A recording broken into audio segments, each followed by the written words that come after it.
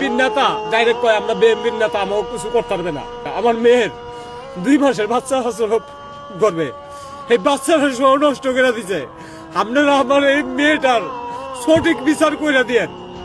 আমি রিক্সা চালাই খাই স্যার, ওই পারে আসামির পক্ষ পুলিশের লগে আসামির ছেলেরা ঘুরা ঘুরা আরো হুমকি দেয়, যেন আরো হুমকি দিতেছে যেন তোমরা এই জায়গা চলে যাও, আর নইলে তোমাকে বাইরে লাগবো। হাইরে সোনার বাংলা, হাইরে সাদাবাস বিএনপি, হাইরে ধর্ষক বিএনপি, হাইরে খাম্বা তারেক। তুই ক্ষমতা আসার পর দেশে আর কত নৈরাজ্য সৃষ্টি করবি? ছোট্ট ছোট্ট বাচ্চা থেকে জোয়ান বুড়া এমন কোনো মা বোন নাই যাদের উপরে তোরা অত্যাচার না করতেছিস। 8 বছর 7 বছর শিশুদের ধর্ষণ করে হত্যা করতেছিস। পেটের ভিতরে 2 মাসের বাচ্চা, তোর দলের লোকেরা সেটা ধর্ষণ করে, আর তুই শেল্টার দেশ। হাইরে খাম্বা তারেক, অতীত ভুলে যাস না।